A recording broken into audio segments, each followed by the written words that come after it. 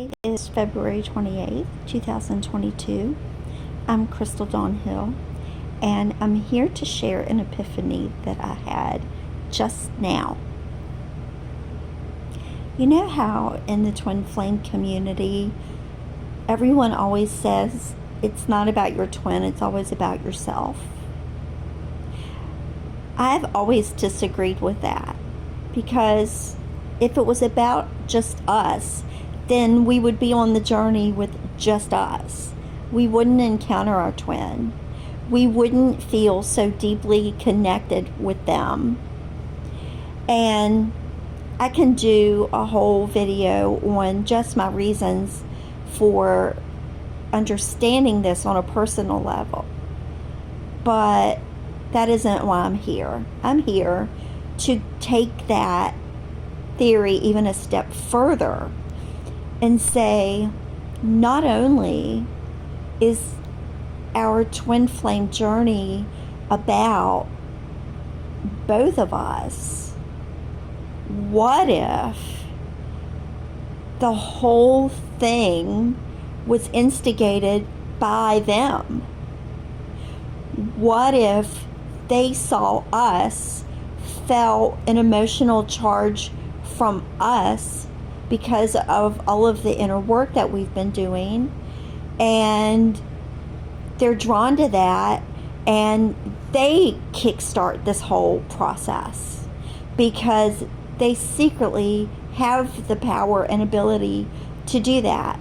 And when I say they versus us, I'm personally the divine feminine, so in my particular case, I'm referring to my divine masculine. And from what I have observed throughout my 20 years of knowing about twin flame, it's always seemed to me that what I'm sharing would apply to the divine feminine and masculine, respectively, to how I'm referring to it in my case. So, speaking of my situation, the reason that I reached this epiphany was because of something that happened this morning with me regarding my divine masculine. And it was something that happened on Facebook, and not referring to that as being the reason for my epiphany, but after it happened, I was sitting here meditating one thing after the other, and I guess it was my guide that led me into thinking about the power that we each have over the other. And I've always wanted to be powerful, but for positive reasons and with good intention. And number one is so that people didn't use their negative power or their power to run over me and be negative. And secondly, to show the glory of God and to show people that we can all be good and we can all win because we're being good. So those are the two things that I've always wanted power for. But throughout the 3.5 years almost that my divine masculine and I have known each other, it's almost like there's something about him, and I'm not saying he's doing this on purpose or even consciously, but it feels like there's something about him that's drawing out something, it's like my shadow side. And I know that that's what the divine partners are supposed to do, is draw out each other's like dark or shadow side, but not behavior wise, not for the person to actually behave in that way. It's for us to embrace that side of us and be aware of it and know that it's possible, but not to actually behave that way. But I feel like that's what my divine masculine, his energy is doing, is trying to like provoke me to behave negatively toward him. And I really, really, really absolutely positively don't want to do that, because in the beginning, this was happening, but I wasn't aware that it was happening. It was like he would reach out and I would reach back, but then he would respond to my reaching back in an unfavorable way, like almost like putting me down for it. And I was just trying to respond to him in a loving way. And so back to the reason that I was doing this video, it's like, oh, I don't even know what else to say. I feel stuck now. So I was talking about power and how we each have power over the other. And my epiphany was, what if this whole thing was instigated by them? I don't mean just certain components like what I was referring to about him saying something and me responding back. I'm talking about all the way back from the first moment that they became aware of us. Did they intentionally I'm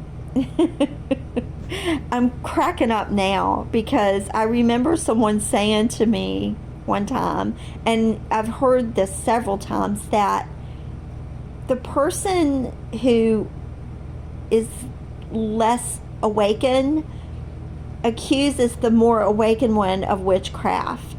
I've heard this time and time again in couples that don't even know about twin flame. They only knew that the person had a spookiness about them and had a hold over them and didn't understand why, and they felt like it was witchcraft. So maybe in essence that's what I'm saying, because my divine masculine even posted a song one time that was sung by a feminine, written by her, and it's about it's in a different language, not his native language, but a different language, her native language actually. And I'm trying to think of what the translation was. It's something about a wizard and her being enchanted by him, and him, she didn't say casting a spell. Oh my gosh, I can't remember. I'll have to look it up and I'll share it in the comments or in the description. I'll even share the link with the English translation. So anyway, yeah, I guess that's what I'm saying right now, is that maybe they cast a spell on us and make us think we're in love with them. And really, it's not even that. It's just, if he did it to me, he probably did it to 1,000 other women, because I can't imagine that I would be the only one he would select. Unless, of course, it was not anything to do with my human criteria and only my energy and only my spirit that he was looking to partake of. So I don't know if I ever really got around to sharing my epiphany, but this is essentially, I guess, what I was supposed to be sharing. And while I'm here, I guess I'll share an update as much as I can without divulging anything too personal. I've been in a space for the past couple days where Well, not the past couple of days, but yesterday primarily. And today I'm in a like a residual feeling from what I went through yesterday, which was an entire day of just being what I called in my journal blank. I'm not getting any intuition about him. I'm not feeling like I'm supposed to do any inner work. I'm not being shown any intuitive notions or feelings or visions or anything like I normally get from him. So maybe the reason I'm seeing this about his power over me is maybe he's released that power, and that's why I'm feeling the way I am. And the way I was feeling when I first came on to do this video was what I was getting at in the video actually was I don't want the negative power. I don't want power where I can affect him in a negative way. I don't want that. I want power that I can utilize to allow him to know that he's loved in the deepest place in my heart. To let him know that he's accepted by me regardless of who he is or what he's done or what he's gone through, or, you know, like what's a deal breaker in so many conventional relationships is they don't accept each other for the silliest reasons, like their little quirks and idiosyncrasies and habits and stuff like that. So, you know, I mean, I've never met my divine masculine in person because we live so far away. And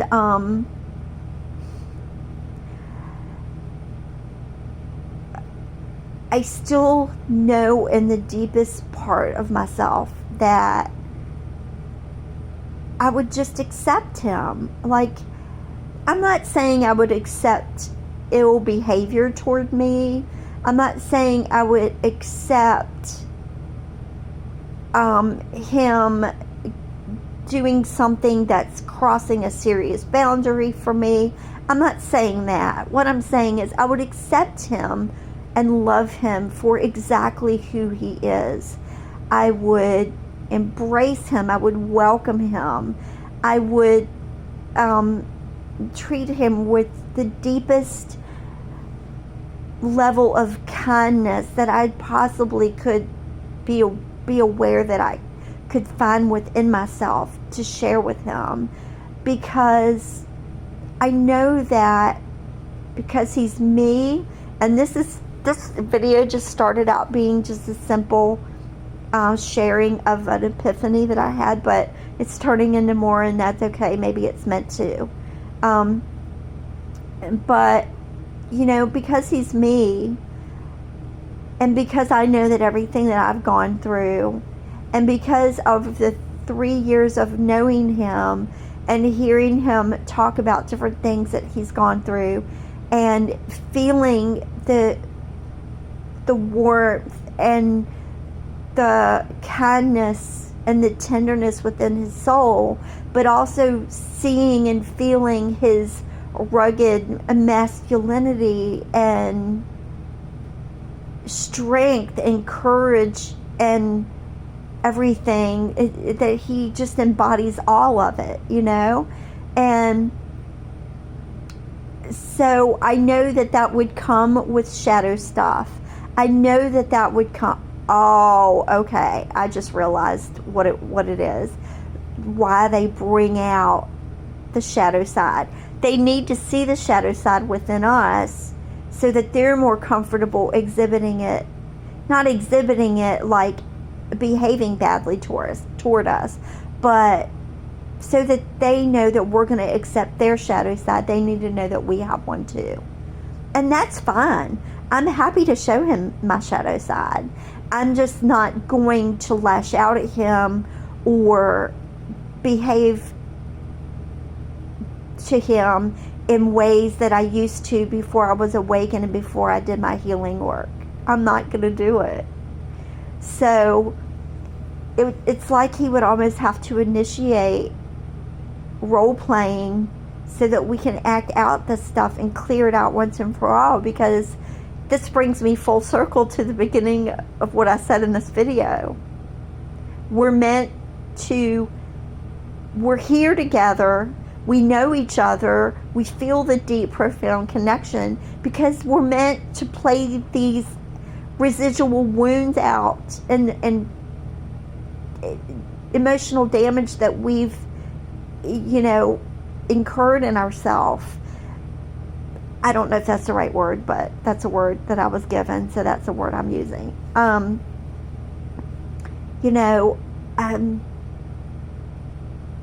How much simpler can it get? And I've said this to people in the twin flame community since I joined the twin flame community back in 2014. We're meant to be with our divine partner. If we weren't, we wouldn't be here both in physical bodies, feeling the connection that we do, feeling the pull and the draw that we do. And quite frankly, and I might be getting a little personal here with my divine masculine, but I'm going to say it because I think that so many of the twins out there could benefit from this. It's why they run. Because, and I'm not saying in every single case, because I do realize there are some cases, like with my catalyst, for instance, like I thought he was my twin that was running, but he wasn't. You'll know the difference. You'll know the difference by the way they are toward you. You'll know the difference by how they feel. And when it's your true twin and they're running, it's not because they're running from you, because you will constantly feel their love inside your heart. You will constantly know that even though they are running, they still want to be going in the other direction toward you.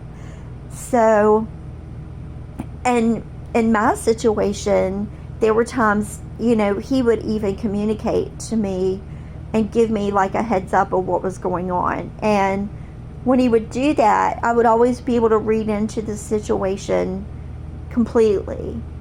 And I don't think there's any harm in sharing this because he made it public. If anybody, who knows him and knows that we're connected hears this, just to let you know that I'm not sharing anything about him privately. This has been very open on his part. So, and also if he happens to hear this, he'll know that I'm not divulging anything private or personal about him that he hasn't divulged openly for himself. So when he started seeing someone who is near him, he even reached out to me and let me know that he was with somebody else. And at the time he thought that she was the one. And I don't know what that status is now exactly. What I do know is that is in reference to what I was saying about you'll know the difference, because my catalyst never let me know anything about his life. Even when I lived near him, he never took me to his home. He never told me his schedule. He never told me anything about the people that he intermingled with, unless he literally took me around those people. And that really wasn't